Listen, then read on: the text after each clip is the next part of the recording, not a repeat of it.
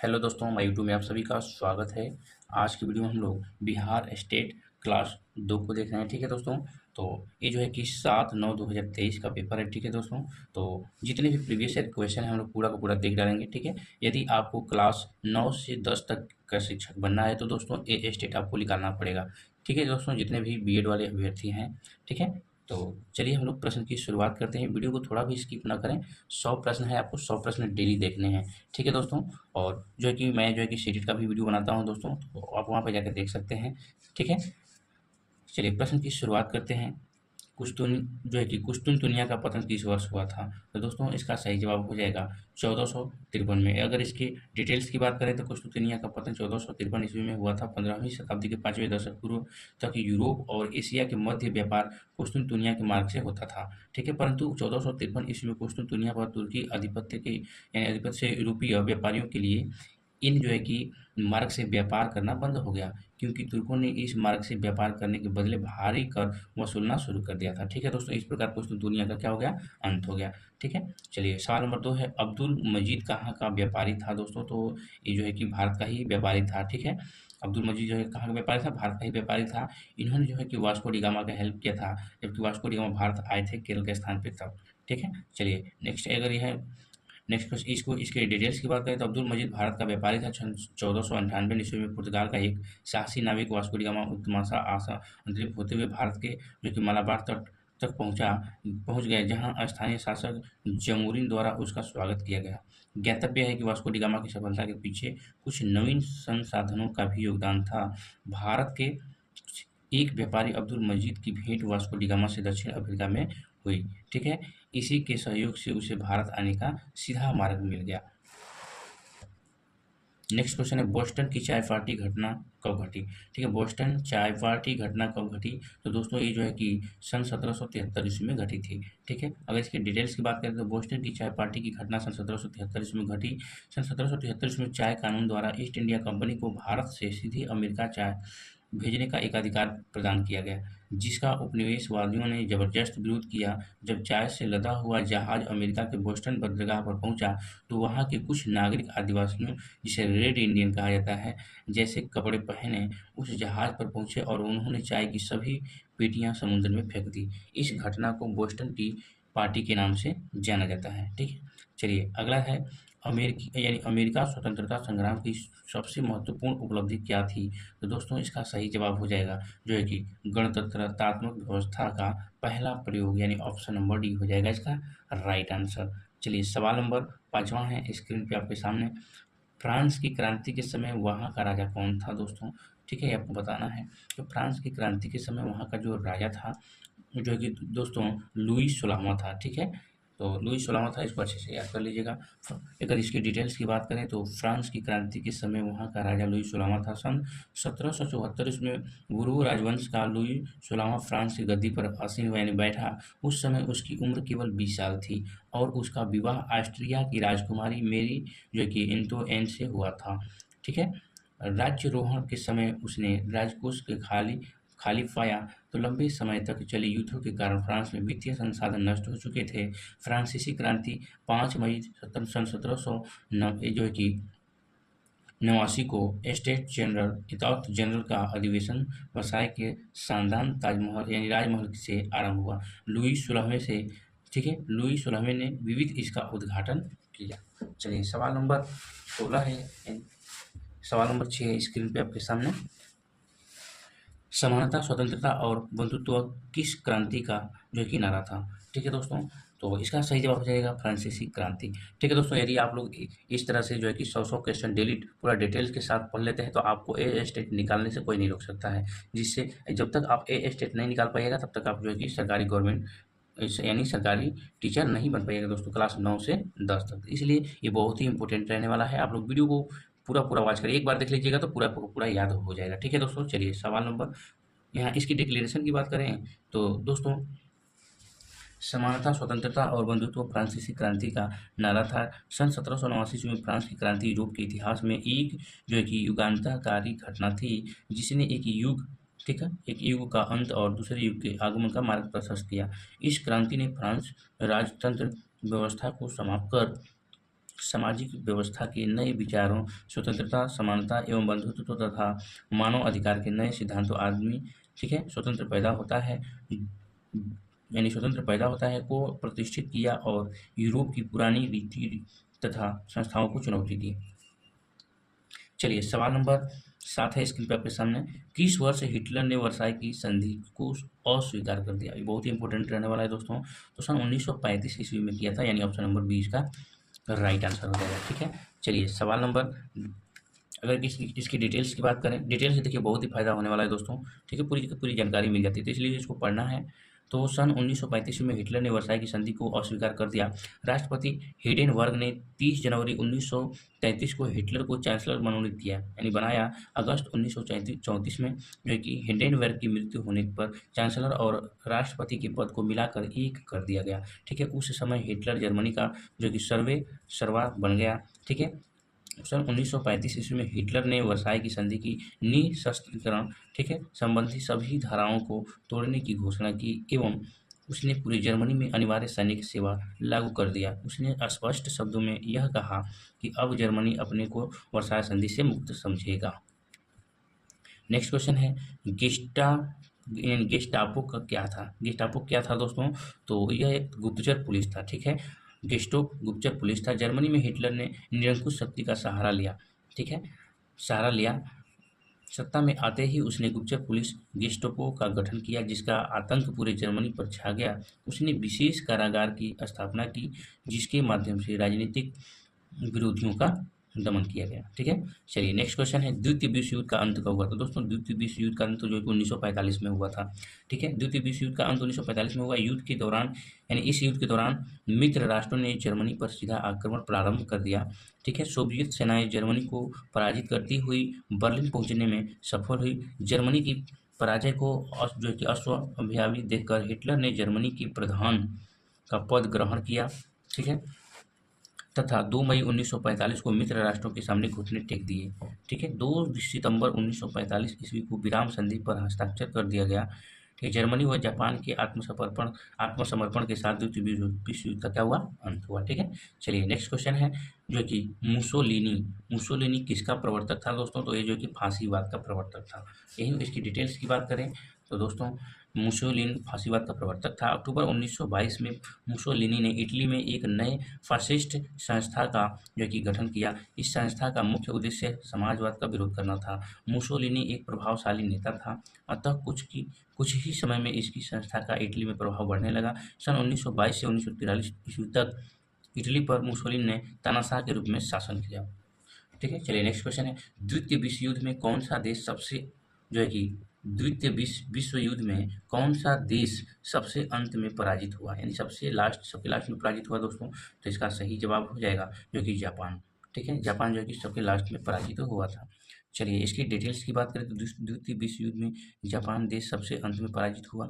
द्वितीय विश्व युद्ध में जर्मनी की पराजय के बाद जापान की ओर मित्र राष्ट्र का ध्यान जाना स्वाभाविक था। मित्र राष्ट्र यूरोप में युद्धरत रहते हुए भी प्रशांत महासागर में जापान द्वारा अधिकृत क्षेत्रों पर पुनः अधिकार करने का प्रयास करते रहे। अंत में जापान पर भीषण आक्रमण हुआ तथा जो कि 6 अगस्त 1945 ईस्वी को जापान के समृद्ध नगर हिरोशिमा पर जो है कि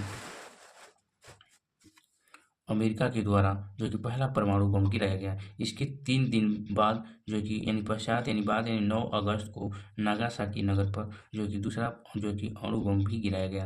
अणु बम के जो है कि प्रलयकारी विनाश से भयभीत होकर जापान ने 10 अगस्त को पोट्सडाम घोषणा की शर्त के आधार पर आत्मसमर्पण करने का प्रस्ताव भेजा। 14 अगस्त को युद्ध बंद हो गया।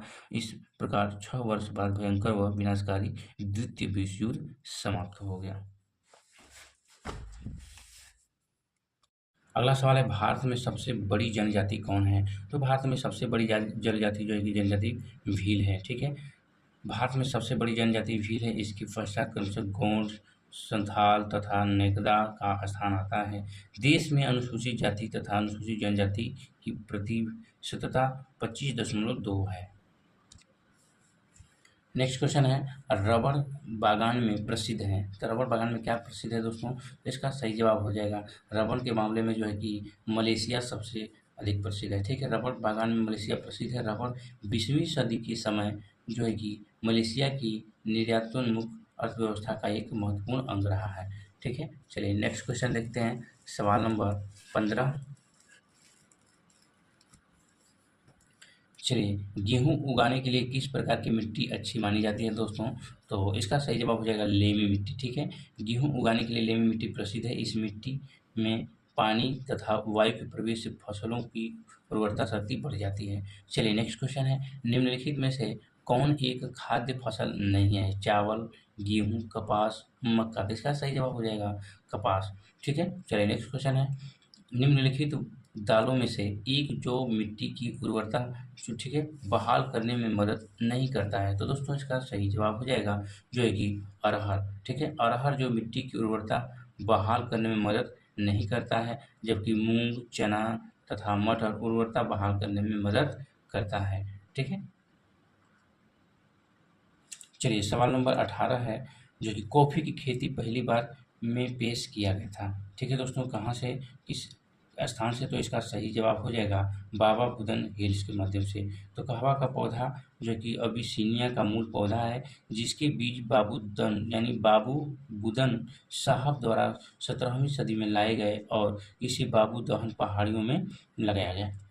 चलिए नेक्स्ट क्वेश्चन है 17 स्क्रीन पे आपके सामने, क्योंकि निम्नलिखित में से कौन सा फसल का मौसम नहीं है? ठीक है, सर्दी, खरीफ, रबी, जायद। तो दोस्तों इसका सही जवाब हो जाएगा सर्दी। ठीक है, क्योंकि रबी, खरीफ, जायद ये सब फसल हैं, लेकिन सर्दी कोई फसल नहीं है, ये मौसम है। ठीक है दोस्तों, चलिए तो ये बताया कि मौसम नहीं है, सर्दी की बात किया।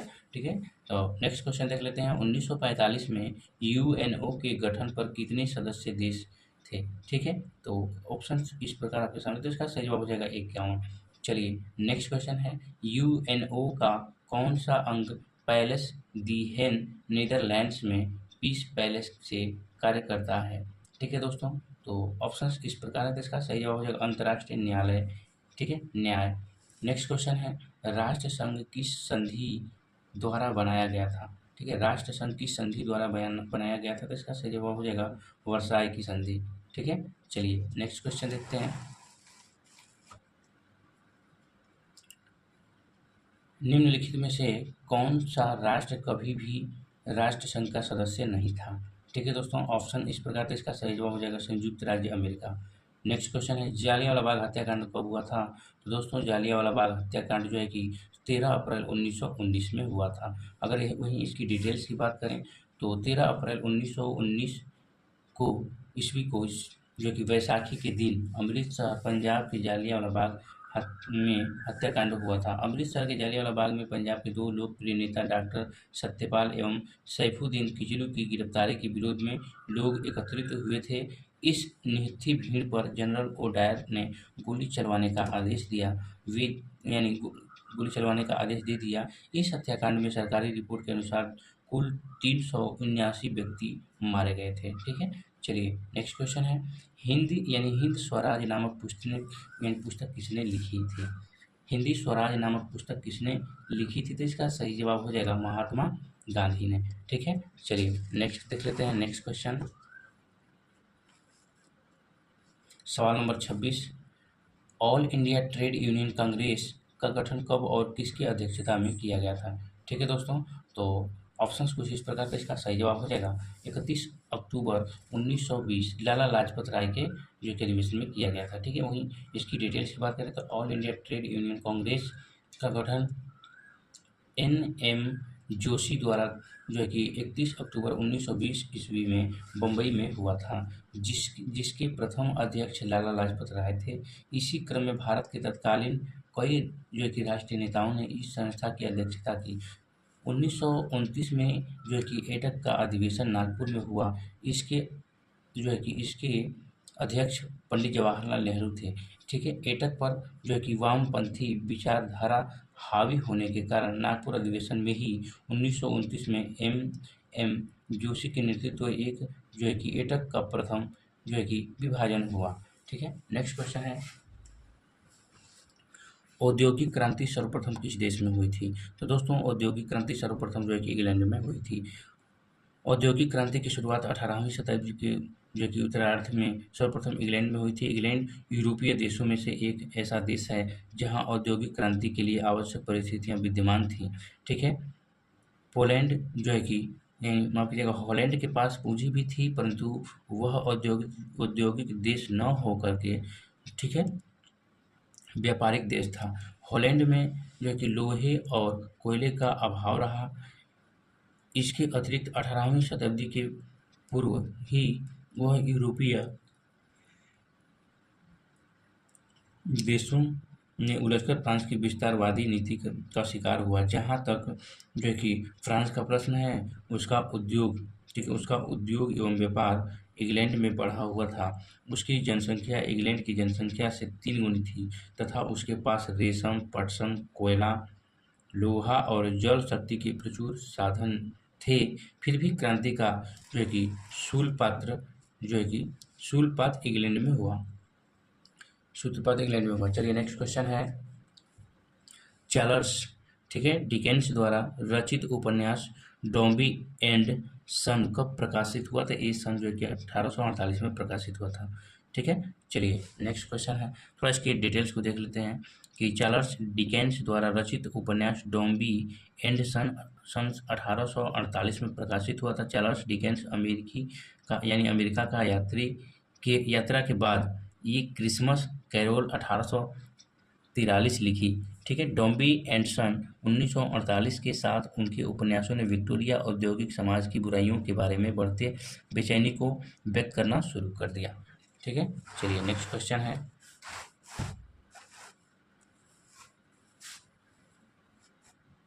सवाल नंबर 29, मेगास्थनीज ने पाटलिपुत्र की यात्रा किसके शासनकाल में की थी? ठीक है दोस्तों, तो मेगास्थनीज ने जो है कि पाटलिपुत्र की यात्रा जो है कि आपको बता दें कि चंद्रगुप्त मौर्य के साथ में की थी। अगर वहीं डिटेल्स की बात करें तो मेगास्थनीज यूनानी राजदूत था जो मौर्य शासक चंद्रगुप्त मौर्य के दरबार में सन 305 ईसा पूर्व लगभग जो कि आया था। उसने तत्कालीन भारतीय समाज की विशेषताओं का वर्णन किया। अपने अन्य ग्रंथ इंडिका में किया उसने भारतीय समाज को 7 वर्गों में विभाजित किया। ठीक है, चलिए अगला सवाल है 30, भारत में नई आर्थिक नीति की घोषणा कब की गई थी? ठीक है, तो इसका सही जवाब हो जाएगा 1991 में। ठीक है, नेक्स्ट क्वेश्चन है, ओटावा सम्मेलन किस वर्ष हुआ था दोस्तों? तो ओटावा जो सम्मेलन है इस 1932 में हुआ था। ओटावा सम्मेलन जुलाई अगस्त 1932 में ब्रिटिश साम्राज्य के देशों का एक आर्थिक सम्मेलन ओटावा यानी कनाडा में हुआ था, जिसके अनुसार इन देशों के बीच एक व्यापारिक समझौता हुआ जिसे ओटावा समझौता कहा जाता है।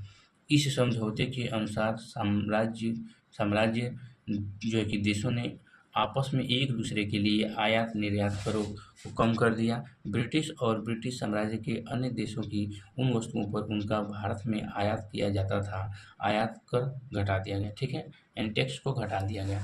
चलिए नेक्स्ट क्वेश्चन है, सवाल नंबर 32, अगला सवाल है 32, रेशम मार्ग कहाँ से आरंभ होता था? तो दोस्तों इसका सही जवाब हो जाएगा चीन से। वहीं डिटेल्स की बात करें तो जो है कि सिल्क मार्ग यानी रेशम मार्ग की स्थापना चीन के हान राजवंश 206 ईसा पूर्व से 220 ईसा पूर्व के बीच द्वारा क्षेत्रीय विस्तार के माध्यम से की गई थी। रेशम मार्ग चीन एवं भूमध्य सागर के बीच अंतर्राष्ट्रीय व्यापार का एक महत्वपूर्ण मार्ग है। ठीक है, क्योंकि इस मार्ग से होने वाले व्यापार में रेशम का एक बड़ा हिस्सा होता था। ठीक है, अंतः 1877 ईस्वी में जो है कि फर्डिनेंड वॉन रिप्टफेन नामक एक प्रसिद्ध जर्मन जो है कि भूगोलवेत्ता ने इसका नाम रेशम मार्ग रख दिया। यूरोप में कागज बनाने का पहला कारखाना कहाँ खोला गया दोस्तों? तो इसका सही जवाब हो जाएगा जर्मनी में। यूरोप में कागज बनाने का पहला कारखाना जर्मनी में खोला गया। छपाई की प्रेस की रचना सबसे पहले, ठीक है, सबसे पहले जर्मनी के जोहान्स गुटेनबर्ग ने 1430 के दशक में किया। गुटेनबर्ग अपने ज्ञान और जो कि अनुभव का इस्तेमाल, ठीक है, अपने नए आविष्कार में किया। जैतून प्रेस ही जो कि प्रिंटिंग प्रेस का मॉडल या आदर्श बना और सांचे का उपयोग अक्षरों की धातुई आकृतियों को गढ़ने के लिए किया गया। फिर गुटेनबर्ग ने किताब छापी वह थी कि बाइबिल, जो करीब 100 सालों के जो कि 10 यान मुद्रक दूसरे देश जाकर जो है कि यानी यहाँ बात करें हम तो सन जो है कि गुटेनबर्ग ने 1448 तक अपना यंत्र जो है कि मुकम्मल कर लिया था। उसने जो पहली किताब छापी वह थी बाइबिल, जो कि करीब 100 सालों के दरमियान जो कि 1450 से लेकर 1550 यूरोप में छापने जो है कि लग गए। ठीक है, छापे खाने लगे यानी मशीनरी लग गई। वहीं बात करें जर्मनी के प्रिंटर या मुद्रक दूसरे देश जाकर नए जो है कि छापे खाने खुलवाया करते थे। अगला सवाल है, पाक जल संधि भारत को किस देश से अलग करता है? तो दोस्तों इसका सही जवाब हो जाएगा श्रीलंका। ठीक है, नेक्स्ट क्वेश्चन है, मैकमोहन रेखा भारत को किस देश से अलग करती है? तो इसका सही जवाब हो जाएगा चीन। ठीक है, नेक्स्ट क्वेश्चन है, गंगा नदी की लंबाई कितनी है दोस्तों? तो गंगा नदी की जो लंबाई है वो जो है कि 2525 किलोमीटर यानी 2525 किलोमीटर है। ठीक है, अगर डिटेल्स की थोड़ा बात करें तो गंगा नदी की लंबाई जो है कि 2525 किलोमीटर है। यह नदी उत्तराखंड राज्य के उत्तरकाशी जिले में गौमुख के निकट गंगोत्री हिमनद से 39 मीटर यानी 3900 मीटर की ऊंचाई से गिरती है। नेक्स्ट क्वेश्चन है, भाखड़ा नांगल परियोजना किस नदी पर स्थित है? तो ये जो है कि सतलज नदी पर स्थित है। नेक्स्ट क्वेश्चन है, भारत में दक्षिण पश्चिम मानसून का आगमन कब हुआ था दोस्तों? तो इसका सही जवाब हो जाए 1 जून से। ठीक है, चलिए नेक्स्ट क्वेश्चन है,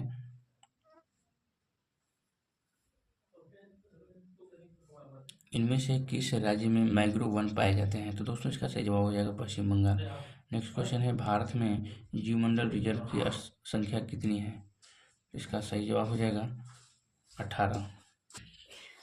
अगला सवाल है, इनमें से किस राज्य में मैंग्रोव वन पाए जाते हैं? तो दोस्तों इसका सही जवाब हो जाएगा पश्चिम बंगाल। ठीक है, भारत में जीवमंडल रिजर्व की संख्या कितनी है यानी भारत में जीवमंडल रिजर्व की संख्या कितनी है दोस्तों? तो इसका सही जवाब हो जाएगा 18। नेक्स्ट क्वेश्चन है जो है कि दाची ग्राम जो जम्मू कश्मीर में स्थित है क्या है? ठीक है, तो इसका सही जवाब हो जाएगा वो एक राष्ट्रीय उद्यान है।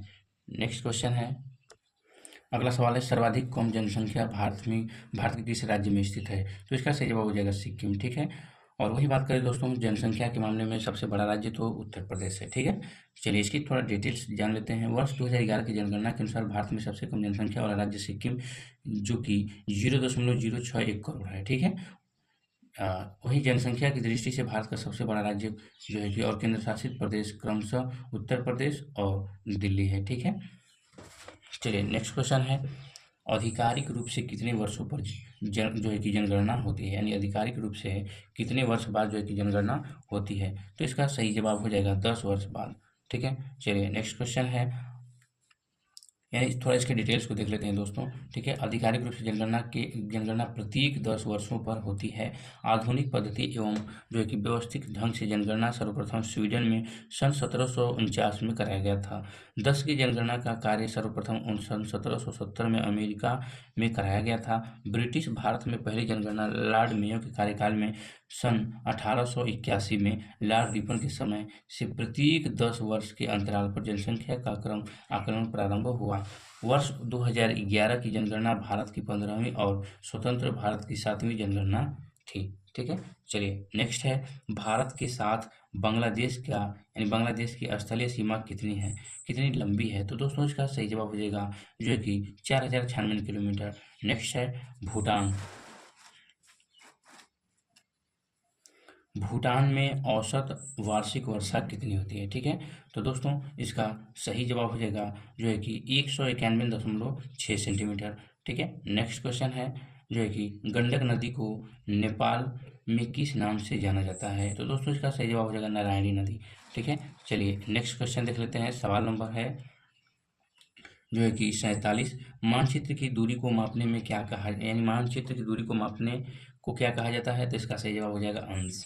ठीक है, नेक्स्ट क्वेश्चन है, पृथ्वी के अक्ष के सिरों को क्या कहा जाता है? तो दोस्तों इसका सही जवाब हो जाएगा ध्रुव कहा जाता है। ठीक है, चलिए नेक्स्ट क्वेश्चन देख लेते हैं। सवाल नंबर है आपको 49 स्क्रीन पे आपके सामने। पृथ्वी का कितना भाग जल से घिरा हुआ है, ठीक है, पृथ्वी का कितना भाग जल से घिरा हुआ है। तो दोस्तों ये आपको पता होना चाहिए कि 71% भाग पर जल है, बाकी 29 भाग पर जो है कि स्थल मंडल यानी पृथ्वी है, ठीक है। चलिए नेक्स्ट क्वेश्चन है, विकास की स्थिति के आधार पर संसाधनों के रूप में वर्गीकृत किया जा सकता है। तो दोस्तों इसका सही जवाब हो जाएगा, यानी यहाँ पे संभावित भी हो सकता है, विकसित भी हो जाएगा, रिजर्व भी हो जाएगा, ठीक है, option number D. Next question है, जून 1992 में पहले अंतर्राष्ट्रीय पृथ्वी शिखर सम्मेलन के लिए ब्राजील में खालिस्तान में 100 से अधिक राष्ट्रीय अध्यक्ष मिले, ठीक है। तो इसका राइट आंसर आपको बताना है दोस्तों, ठीक है। तो इसका सही जवाब हो जाएगा रियो डी जेनेरियो, ठीक है, ये जो है कि ब्राज़ील में ही पड़ता है, Rio de Janeiro. Next question है, यानी इसकी डिटेल्स थोड़ा जान लेते हैं। जून 1992 में पहले अंतर्राष्ट्रीय पृथ्वी शिखर सम्मेलन के लिए ब्राज़ील के शहर रियो डी जेनेरियो में 100 से अधिक राष्ट्रीय अध्यक्ष मिले थे, ठीक है। चलिए नेक्स्ट क्वेश्चन है, भारत का लगभग खाली स्थान मैदानी क्षेत्र है जो कृषि और उद्योग के लिए सुविधाजनक यानी सुविधा प्रदान करता है। तो दोस्तों इसका सही जवाब हो जाएगा 0.43, ठीक है। नेक्स्ट क्वेश्चन है, भारत का लगभग यानी सवाल नंबर 53 है, शुद्ध बोए गए क्षेत्र का पैटर्न, ठीक है, शुद्ध बोए गए क्षेत्र का पैटर्न एक राज्य से दूसरे राज्य में बहुत भिन्न होता है। यह खाली स्थान में कुल क्षेत्रफल का 80% भाग जो है कि 80% से अधिक है, ठीक है। तो दोस्तों इसका सही जवाब हो जाएगा पंजाब, यानी शुद्ध बोए गए क्षेत्र का पैटर्न एक राज्य से दूसरे राज्य में बहुत भिन्न होता है। यह पंजाब में कुल क्षेत्रफल का 80% से अधिक है, ठीक है। चलिए नेक्स्ट क्वेश्चन है, मीठे पानी का लगभग 70% खालिस्तान ग्रीनलैंड और दुनिया के पर्वतीय क्षेत्रों में बर्फ की चादरों और जो है कि ग्लेशियरों के रूप में होता है, ठीक है। चलिए तो इसका सही जवाब हो जाएगा जो है कि अंटार्कटिका। वहीं इसके डिटेल्स की बात करें तो मीठे पानी को लगभग 70% जो है कि अंटार्कटिका, ग्रीनलैंड और दुनिया के पर्वतीय क्षेत्रों में बर्फ की चादरों और ग्लेशियरों के रूप में स्थित है। चलिए नेक्स्ट क्वेश्चन है, सवाल नंबर है 55, राणा प्रताप सागर बांध, ठीक है, राणा प्रताप सागर बांध किस राज्य में स्थित है। तो ये जो कि राजस्थान में स्थित है। नेक्स्ट क्वेश्चन है, निम्नलिखित में कौन पानी की कमी का कारण नहीं है। तो दोस्तों इसका सही जवाब हो जाएगा, इनमें से देखा जाए तो कोई नहीं। इसके डिटेल्स की बात करें तो अति शोषण, अत्यधिक उपयोग तथा बढ़ती आबादी पानी की कमी का कारण नहीं है। धरातलीय जल और पुनः पूर्ण योग भौम जल से 1869 घन किलोमीटर जल उपलब्ध है। नेक्स्ट क्वेश्चन है कि संबंध में निम्नलिखित में से कौन सा कथन गलत है। गलत है प्लेसर जमा, ठीक है, तो ये आपको बताना है। ऑप्शंस कुछ इस प्रकार आपके सामने दिए गए हैं, ठीक है दोस्तों। तो अगर इसकी बात करें तो इसका राइट आंसर हो जाएगा ऑप्शन नंबर जो है कि बी, ठीक है, क्योंकि जो है कि पानी से जो है कि इनका क्षरण होता है, और वही बात करें तो वे समुद्र तल में पाए जाते हैं। ऑप्शन नंबर बी इसका राइट आंसर हो जाएगा। चलिए नेक्स्ट क्वेश्चन है स्क्रीन पे आपके सामने, सवाल नंबर जो है कि 58, ठीक है। काकरा पारा परमाणु ऊर्जा स्टेशन कहाँ है दोस्तों। तो ये जो है कि कर्नाटक में है। काकरा पारा परमाणु ऊर्जा स्टेशन गुजरात में स्थित है। भारत में परमाणु शक्ति के जनक डॉक्टर होमी जे भाभा के निर्देशन में परमाणु ऊर्जा आयोग की स्थापना 1948 में की गई थी, ठीक है दोस्तों। तो इसका राइट आंसर जो होगा, जो है कि अगर डिटेल्स की बात करें तो ऑप्शन नंबर जो है कि डी हो जाएगा। चलिए ठीक है, नेक्स्ट क्वेश्चन है, संविधान की धारा 21 का संबंध किससे है। तो दोस्तों इसका सही जवाब हो जाएगा वन्य जीवों तथा प्राकृतिक संसाधनों के संरक्षण से। ऑप्शन नंबर ए इसका राइट आंसर हो जाएगा। नेक्स्ट क्वेश्चन है जो है कि चिपको आंदोलन के प्रणेता कौन थे। ठीक है दोस्तों, चिपको आंदोलन के प्रणेता कौन है, तो इसका राइट आंसर हो जाएगा सुंदरलाल बहुगुणा। नेक्स्ट क्वेश्चन है जो है कि रेड डेटा बुक क्या है। तो दोस्तों रेड डेटा बुक क्या है, तो इसका सही जवाब हो जाएगा रेड डेटा बुक क्या है दोस्तों, तो इसका सही जवाब हो जाएगा इनमें से देखा जाए तो सभी होगा। तो और इसकी डिटेल्स की बात करते हैं, रेड डाटा बुक स्थानीय स्तर पर जो कि संकटग्रस्त प्रजातियों की पहचान एक एवं उनके जो है कि संरक्षण से संबंधित कार्यक्रम को प्रोत्साहन देना, ठीक है। संकटग्रस्त प्रजातियां मंत्रालय रूप से चिन्हित होते हैं, ठीक है। सामान्य प्रजातियों के विलुप्त होने के जो कि खतरे में इसका यानी खतरे से अवगत किया जाता है।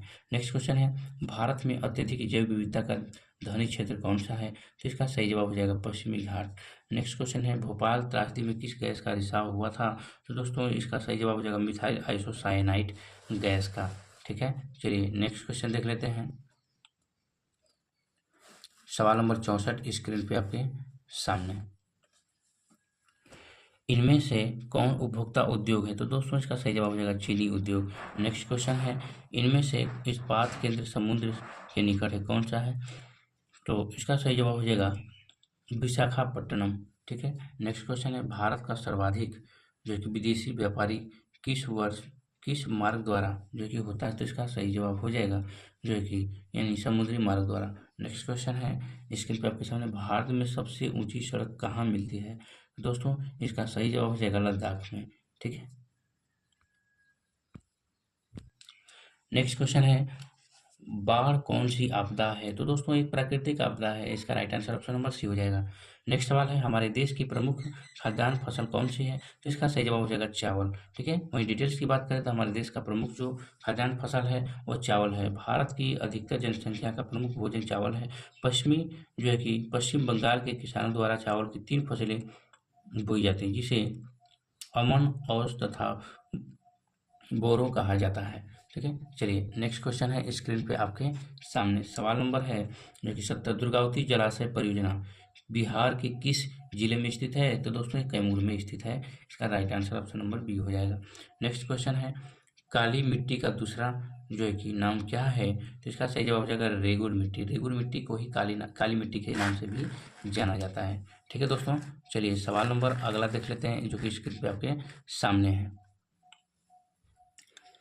नेक्स्ट क्वेश्चन है, बिहार का सर्वाधिक वर्षा वाला जिला कौन सा है? तो दोस्तों इसका सही जवाब हो जाएगा जो है कि किशनगंज। किशन भी देखिए, बिहार में किशनगंज एक ऐसा जिला है जहाँ पे बारिश जो है कि सबसे अधिक होती है। ठीक है, चलिए नेक्स्ट क्वेश्चन है, जो है कि चिली में सुधार कार्यक्रम के विरोधी थे, यानी कौन थे दोस्तों? तो इसका सही जवाब हो जाएगा जो है कि जमींदार, चर्च और अमीर लोग, इस एक तीनों के तीनों थे।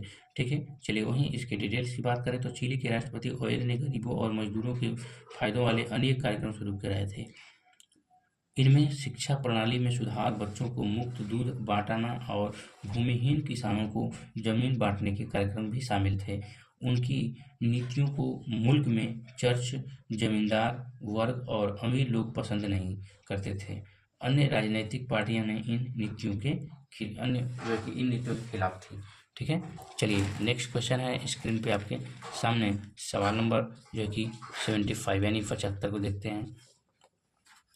रंग भेद की नीति किस देश में कायम था? ठीक है दोस्तों, तो इसका सही जवाब हो जाएगा जो कि दक्षिण अफ्रीका। ठीक है, इसकी डिटेल्स की बात करें तो रंग भेद नस्ली भेदभाव पर आधारित उस व्यवस्था का नाम है जो दक्षिण अफ्रीका में विशिष्ट तौर पर चलाई गई।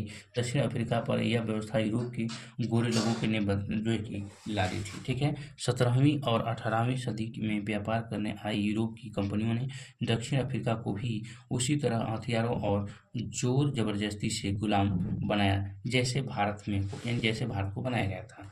ठीक है, चलिए नेक्स्ट क्वेश्चन है 76, भारतीय संविधान में प्रस्तावना किस वाक्य से आरंभ किया गया है?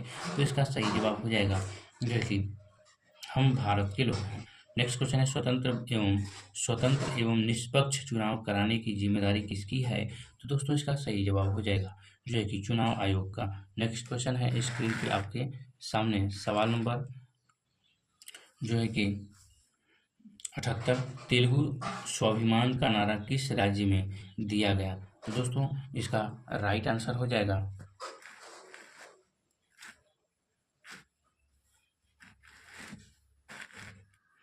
चलिए, तो दोस्तों इसका तेलुगु स्वाभिमान का नारा किस राज्य में जो है कि दिया गया था, ये आपको बताना है। ठीक है, तो इसका राइट आंसर हो जाएगा जो है कि आंध्र प्रदेश में। डिटेल्स की बात करें तो 1983 में आंध्र प्रदेश के विधानसभा चुनाव में तेलुगु देशम पार्टी के नेता एनटी रामा राव ने तेलुगु स्वाभिमान का नारा दिया था। ठीक है, चलिए नेक्स्ट क्वेश्चन है स्क्रीन पे आपके सामने, सवाल नंबर 79, पंचायती राज का वर्णन संविधान के किस अनुच्छेद में किया गया है? तो दोस्तों इसका सही जवाब हो जाएगा 40। ठीक है, ऑप्शन नंबर ए इसका राइट आंसर हो जाएगा। नेक्स्ट क्वेश्चन है स्क्रीन पे आपके सामने, सवाल नंबर 80, संविधान के किस भाग में मौलिक कर्तव्य का जिक्र किया गया है? तो दोस्तों इसका सही जवाब हो जाएगा भाग 4 क में। ठीक है, वहीं इसकी डिटेल्स की बात करें तो संविधान में मौलिक कर्तव्यों का वर्णन भाग 4 क में किया गया है। ठीक है, यद्यपि स्वर्ण सिंह समिति ने संविधान में 8 मूल कर्तव्यों को जोड़े जाने का सुझाव दिया था, लेकिन 42वें संविधान संशोधन अधिनियम 1976 द्वारा 10 मूल कर्तव्यों को जोड़ा गया। पुनः 86वें संविधान संशोधन 2002 द्वारा मूल कर्तव्यों और जो है कि जोड़ा गया। इस प्रकार का मूल कर्तव्यों की संख्या कुल 11 है, जिसका जो है कि वर्णन अनुच्छेद 51A में स्थित है। ठीक है, चलिए नेक्स्ट क्वेश्चन है, उच्च सदन है, यानी उच्च सदन आपको बताना है। तो दोस्तों उच्च सदन जो है कि राज्यसभा को कहा जाता है। ठीक है, नेक्स्ट क्वेश्चन है, यानी इसकी डिटेल्स की बात करें तो भारत में उच्च सदन को राज्यसभा कहा जाता है। राज्यसभा की अधिकतम संख्या 250 निर्धारित है। इनमें से 238 सदस्य राज्यों व संघ राज्यों क्षेत्रों के जो है कि प्रतिनिधि प्रत्यक्ष रूप से निर्वाचित होंगे, जबकि 12 सदस्य राष्ट्रपति द्वारा जो है कि मनोनीत किए गए। ठीक है, चलिए नेक्स्ट है,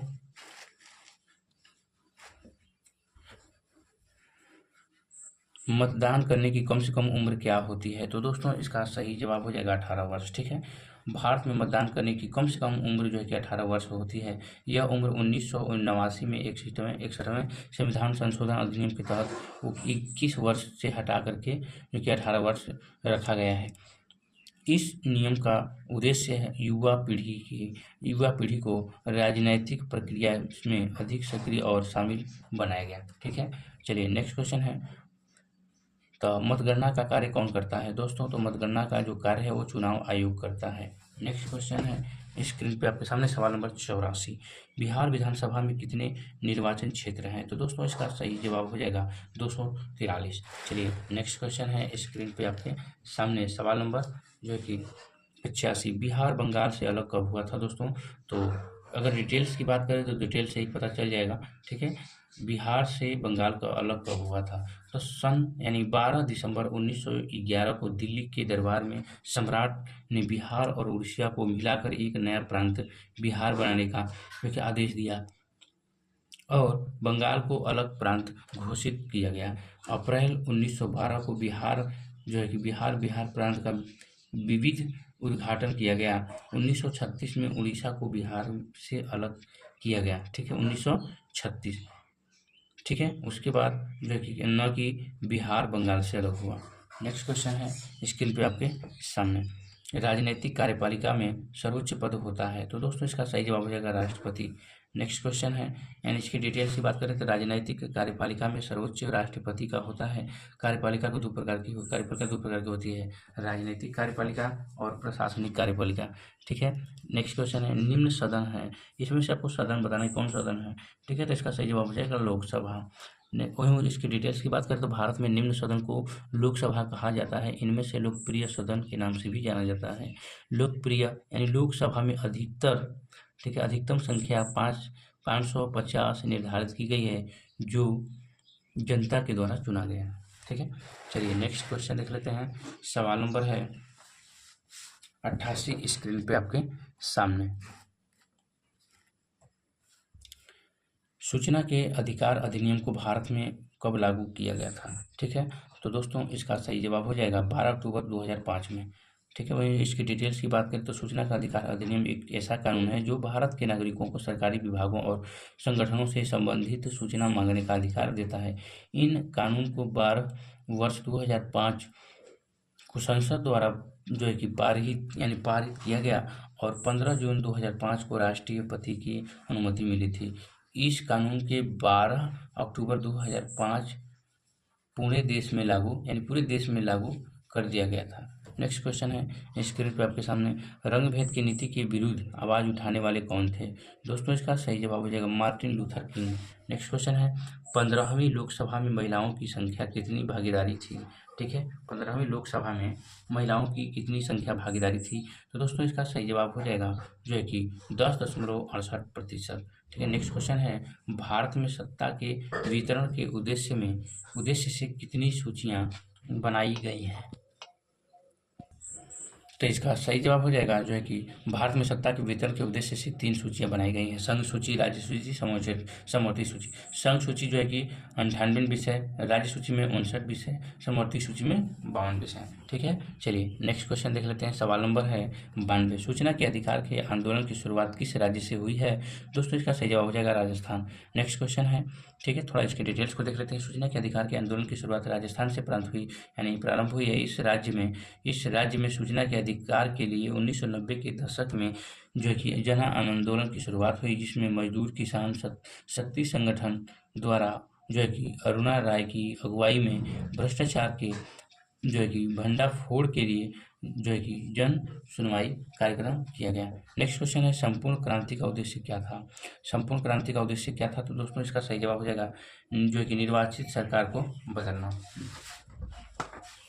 निर्वाचित सरकार को बदलना। नेक्स्ट क्वेश्चन है, अगर इसकी डिटेल्स की बात करें, संपूर्ण क्रांति का उद्देश्य था कि भारत में सामाजिक, आर्थिक, राजनीतिक और सांस्कृतिक रूप से न्याय, समानता, स्वतंत्रता और शांति स्थापित किए जाए।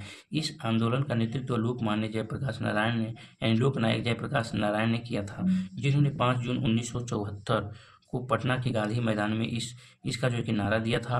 उन्होंने देश की जनता से इंदिरा गांधी की सरकार के खिलाफ विद्रोह करने व भ्रष्टाचार, महंगाई, बेरोजगार, जातिवाद और अन्य समस्याओं का समाधान करने के लिए नए भारत का निर्माण करने का आह्वान किया था। ठीक है, चलिए नेक्स्ट क्वेश्चन है, सवाल नंबर 94 स्क्रीन पे आपके सामने। प्राथमिक शिक्षा के मौलिक अधिकार को संविधान में कब जगह दी गई? तो दोस्तों इसका सही जवाब हो जाएगा 2002 में। 86वें संविधान संशोधन 2002 के द्वारा प्रारंभिक शिक्षा को मूल अधिकार बनाया गया। अनुच्छेद 21 में घोषणा की गई कि, ठीक है, यानी अनुच्छेद 21 में, ठीक है, घोषणा की गई कि राज्यों को 6 से 14 वर्ष तक के बच्चों के लिए निःशुल्क प्रारंभिक शिक्षा की व्यवस्था प्रदान की जाए। ठीक है, नेक्स्ट क्वेश्चन है, मानव अधिकारों को संयुक्त राष्ट्र के द्वारा मान्यता कब प्रदान की गई थी? तो दोस्तों इसका सही जवाब हो जाएगा 10 दिसंबर 1948 को। ठीक है, मानव अधिकारों को संयुक्त राष्ट्र के द्वारा मान्यता 10 दिसंबर 1948 को प्रारंभ की गई। इस अधिकार पत्र में कुल 80 अनुच्छेद शामिल हैं। मानवाधिकार का पहला अनुच्छेद कहता है कि, यानी ठीक है, कहता है कि प्रत्येक मनुष्य स्वतंत्र पैदा हुए हैं और समान तथा अधिकारों में समान हैं। वे तर्क और विवेक से संपन्न हैं और उन्हें एक दूसरे के प्रति भाईचारों की भावना से काम करना चाहिए। ठीक है, बहुत ही अच्छी बात बोली उन्होंने। चलिए नेक्स्ट क्वेश्चन देख लेते हैं। सवाल नंबर है जो है कि 96, भारतीय जनता पार्टी का मुख्य प्रेरक सिद्धांत क्या है? दोस्तों इसका सही जवाब हो जाएगा आधुनिकता। ठीक है, वहीं इसकी डिटेल्स की बात करें, भारतीय जनता पार्टी पुराने भारतीय संघ को जो है कि पुनर्जीवित करके 1980 में यह पार्टी बनी। भारत की प्राचीन संस्कृति और जो है कि मूल्यों से प्रेरणा लेकर मजबूत और आधुनिक भारत बनाने का लक्ष्य भारतीय राष्ट्रवाद और राजनीतिक की इसकी अवधारणा में सांस्कृतिक राष्ट्रवाद या हिंदुत्व एक प्रमुख तत्व है। ठीक है, चलिए नेक्स्ट क्वेश्चन है, लोकतंत्र की सफलता के मूल्यांकन का सही आधार क्या है? तो इसका सही जवाब हो जाएगा लोकतंत्र एक शासन उत्तरदायी शासन व्यवस्था है। नेक्स्ट क्वेश्चन है जो कि 98 स्क्रीन पे आपके सामने, भारत में किस प्रकार की लोकतंत्र की व्यवस्था है? ठीक है, भारत में किस प्रकार के लोकतंत्र की व्यवस्था है दोस्तों? तो इसका सही जवाब हो जाएगा जो है कि प्रत्यक्ष अप्रत्यक्ष दोनों। नेक्स्ट क्वेश्चन है, भारत में लोकतंत्र की सफलता में बड़ी बाधा क्या है? तो इसका सही जवाब हो जाएगा जो है कि अशिक्षा, गरीबी, मतदान का दुरुपयोग, यानी ऑप्शन नंबर डी इसका राइट आंसर हो जाएगा। नेक्स्ट क्वेश्चन और इस सेशन का आखिरी प्रश्न है, लोकतंत्र के सामने सबसे बड़ी चुनौती क्या है? तो दोस्तों इसका सही जवाब हो जाएगा लोकतंत्र को जो है कि सशक्त बनाना। तो दोस्तों आज की वीडियो में मैंने आप लोगों के लिए, ठीक है, बिहार स्टेट 2025 शिक्षक भर्ती के लिए जो कि 9वीं से 10वीं के शिक्षक बनना चाहते हैं, तो दोस्तों बिहार स्टेट निकालना पड़ता है। ठीक है, तो 100 क्वेश्चन हम लोग को डेली मात्र देखना है पूरा डिटेल्स के साथ, और रटने की ज़रूरत नहीं है। ठीक है दोस्तों, एकदम आसान है। ठीक है, तो आप लोग जो है कि अच्छे से बिना वीडियो को स्किप किए हुए आप लोग पूरा वॉच करें। ठीक है दोस्तों, अगर वीडियो पसंद आया तो लाइक जरूर कर दीजिएगा, दोस्तों में भी शेयर कर दीजिएगा। मिलते हैं नेक्स्ट वीडियो में नेक्स्ट टॉपिक के साथ।